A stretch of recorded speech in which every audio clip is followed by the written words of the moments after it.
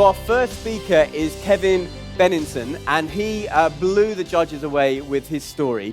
I'm not going to reveal too much about this, but he's got something really impactful to share, and I think over the next 18 minutes or so, you're going to be wowed by his story. So I want you to give a big Yes Group welcome to our YESx winner, Kevin.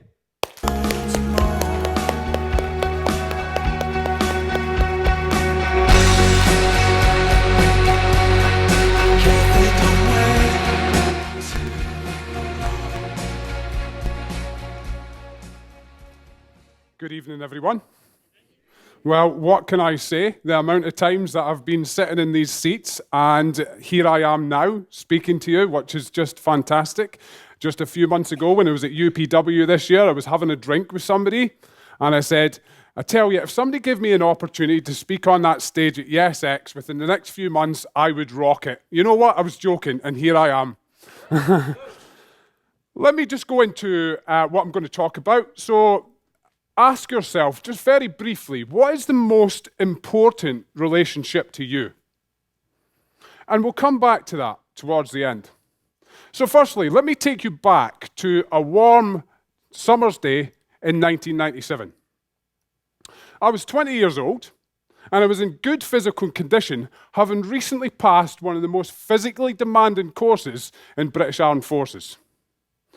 And now I was standing inside of the fuselage of a Lockheed C-130 Hercules with a parachute on my back. I was waiting to do what would be the fourth parachute jump on the way to achieving the coveted military parachutist wings. It was warm and it was stuffy inside the Hercules, which was further intensified within by the nerves of waiting to jump. The smell of aircraft exhaust fumes hung in the air. And the sound was that, as though you were driving down the motorway at high speed with the windows open, as the wind rushed past the open door at 150 miles per hour. The first person was standing in the door, left hand on the door frame, right hand on his reserve chute. Me, being second to jump, I was facing the rear of the aircraft at 90 degrees to the door. The red light slowly faded on, followed by shouts of, "Red on!" And at that, the person took his arm off the doorframe and placed it across his reserve. We were ready to go. Just after that, a few seconds later, the red light went out and it was slowly replaced by the illumination of the green. Go! At that, the first person took 2 steps and disappeared. Of course, me, in my adrenaline-fueled singular existence, didn't really notice him disappear, and I was caught up in my thing. And what I was supposed to do was take a step towards the rear, and then to the right, and out the door. However, what I was told was that I'd gone straight to the door and tripped. Now, the first I knew of this was when I tumbled headfirst into the slipstream, rather than jumping. And actually, straight away, I immediately felt some pain in my ankle and some discomfort. I'd twisted my ankle on the way out the door. So I'd done my usual thing of getting into clear airspace, and then the correct procedure was supposed to be 1,000, 2,000, 3,000, check canopy. But my typical thing was wait on the gentle tug, and then have a look up to see if the chute was fully inflated. It was, so I was quite happy. Gently had drifted down to earth from a jump height of 1,000 feet, and I became aware of the pain in my ankle again, and started to feel a little bit concerned about landing. Now, we'd been taught about doing this parachutist roll, but as I discovered, my modus operandi was to hit the ground like a bag of washing. Only this time, I was going to be hitting ground like a bag of washing on one leg. So, fortunately, I managed to land without any further injury, and after a weekend of rest, ice, and elevation, I was able to come back on the Monday and blag it to the medical officer that I was fit to jump that night by hopping up and down on the bad ankle with gritted teeth, of course. And then within the next couple of weeks, I went on to complete the military parachutist course. I got the set of wings on my arm, and I was fully qualified. Now I could strut around in full peacock mode with a maroon beret on my head and a set of wings on my arm. I was a paratrooper, an airborne soldier. I'd made it, hadn't I? I could feel complete. Well, as I discovered, some months later, I hadn't made it. After a number of weeks of mind-numbing guard duty, crunching depression struck. And I didn't understand what was going on. How I'd achieved such a big feat, and I still didn't feel complete. I asked myself some really difficult questions. Had a bit of an identity crisis and went through some really pretty dark times. Then, of course, I, in my naivety, put this down to lack of busyness, lack of mental stimulation. And this set about patterns which played out for many years, way after leaving the army in 2000, of always seeking to keep busy, striving to excel in particular environments, and looking for the next thing to achieve. In other words, perfectionism. Now, anybody else who has experienced perfectionism, or perhaps considered themselves a perfectionist, understands what that means. Essentially, you're imposing expectations upon yourself and others which are unfair and unrealistic. The end result? Nobody meets the standard. As you can appreciate, this was then projected onto my partner, my children, when they come along, my wonderful sons, 4 of them. For many years, this keeping busy and striving to excel and looking for the next thing was causing me to lose that connection and not be present. All the way through to where they are now. My oldest son is now 18. And of course, I've learned from these things, so I'm developing much better relationship with my sons from the lessons I have learned. But essentially, I was too busy putting many, many hours in working on what I like to call impressive erections. Cranes, of course. What on earth were you thinking? But I could sense that I wasn't really developing these meaningful relationships. You know, the ones that when we're all truly honest with ourselves, it's really what we want. And it was this lack of connection. I wasn't getting out of life what I wanted, but I understood that I wasn't putting in what I needed to get that. So some significant life events started teaching me some lessons. One in particular, in 2014, after spending a lot of time, effort, money, energy into achieving a move for the family, for all of us together to go to Vancouver, it didn't happen at the 11th hour because we weren't together in that. And on reflection, perhaps if I'd been more present, maybe either we would have been together in that or I wouldn't have felt it necessary. But my reasons, my justification for that was that it was going to give us more time together. It was going to give us a fresh start. It was going to enable us to spend more time in nature and give great opportunities to my sons. They could work in Canada, the US, come home to the UK if they wanted. So that was my thing. And all this time, I'd been justifying my busyness by saying that I was doing the best thing. Providing. A man's a provider, right?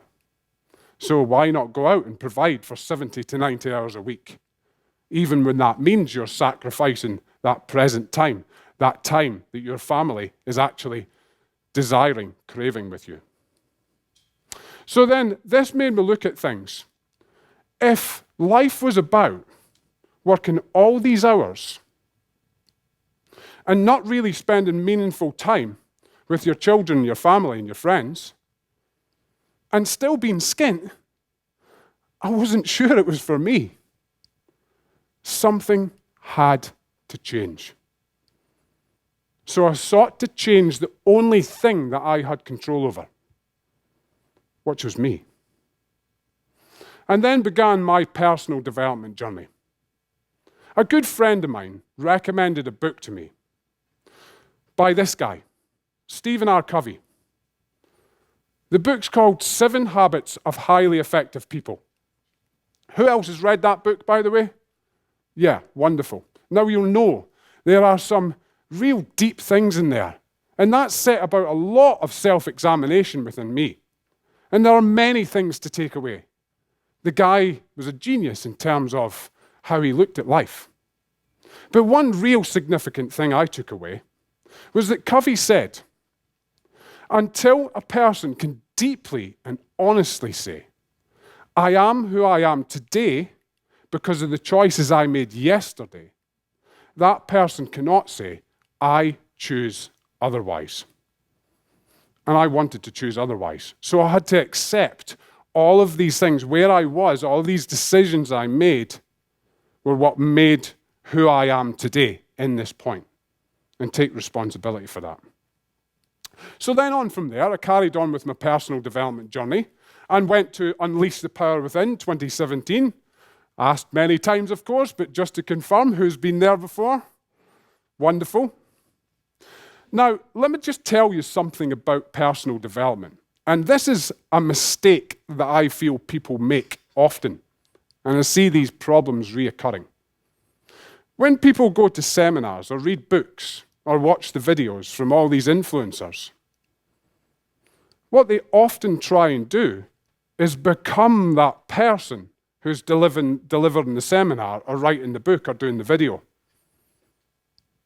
And the reality is, when you try to become someone else, you're becoming less of yourself. So actually, it's really important that when you go to these seminars or read these books, you think about what is useful to you right now, what is helpful to you right now. Don't worry about being all of that. Just look at what you can do to improve yourself today.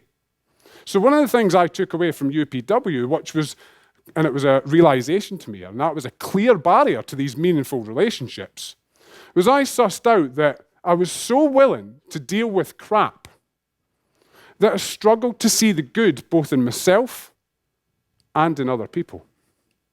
How could I possibly form meaningful relationships when I struggled to see the good in other people? And how could people be endeared to me when I struggled to see the good in myself? So I just want to go back to the army days and just pick up on something there. Now, there are many stories that I could share from the army days, and probably most of them not suitable for this evening. After a couple of beers, they tend to start coming out. But just something small from the army days, something that was really significant. I remember watching a documentary about a guy called Eric Jones, who is a prolific climber and skydiver. Now, when he'd done the documentary, which was called The Man Who Jumped to Earth, he was actually in his 60s. And it was about him progressing to jumping off of Angel Falls. And one key thing from that, I remember, is that I asked a guy who was jumping off Angel Falls, why do you do this? And he said, when you leave that rock or that plane, nothing else matters. I didn't understand why at the time, but that really resonated with me. I experienced that when I jumped out of aeroplanes. But now I recognize it as what I call imposed presence. Now, for those people who are very busy and the mind is always moving, sometimes you struggle to get in the now. But when you are doing something that brings your focus purely onto what you're doing, you have no choice. Try jumping out of a plane and thinking of bills at the same time. It's not going to happen. Or scaling a rock that scares you and thinking about that argument you had last night. That's not in the mind. So imposed presence, it's much better, of course, if you can get voluntary presence. You bring it within yourself. But sometimes you need that imposed presence just to set the ball rolling. So, of course, what do I do to get presence? Well, I spend time on the mountains. because I've discovered that actually, when you go and spend time in nature, particularly with good people, and you challenge yourself, for me, I had the realization of, what else do I need? All the stuff that's going on in our lives that we're trying to achieve and looking for and striving for and seeking to excel in, we don't need those things. And we can get back to base. So I feel that spending time challenging yourself with good people in nature is one of life's best remedies. I've spoken about presence a fair bit. What is presence? Well, to me, presence is essentially being fully aware of, focused on, and/or engaged in what is happening right now. If you're thinking of other things, okay, that may be more important to you, but sometimes you miss the beauty and the lessons of what are happening right now and the experience. And maybe people of a certain age will appreciate this. The younger you discover this, the better. But life is about experiences and feelings. And when you're caught up in thoughts, you're missing out on those. And that's presence. And one thing I find is a barrier to presence. Now, being an NLP practitioner, I tend to listen to people's language a lot. And one thing you often find is people get caught up in this right or wrong thing. What's the right thing to say? Was that the wrong thing to do? Right and wrong isn't real, folks. It's just an opinion. And usually you're trying to borrow somebody else's opinion when you're going for what is right or what is wrong. And it stops you from being present and perhaps taking the best action in the moment. So rather than worrying about right or wrong thinking, why not ask yourself, what is the best thing I can do right now? And with that, you tap into your very core, with all your experience, your values, your belief systems, your knowledge. And it sits well with you because it's not somebody else's. And it tends to help you feel more at peace with your decision and what you're doing. So why is presence so important? Well, I believe that presence, acceptance, as in not resisting the circumstances, going with them and accepting and dealing with them as they are the keys to a meaningful relationship, the success of any relationship. Now, I asked you at the start to think about, what is your most meaningful relationship? Well, being more present in personal development, unfortunately, didn't prevent the end of my 20-year relationship. But what it has done is it's helped me develop the most meaningful relationship, the one with myself. And I urge you to do the same. Thank you so much for listening.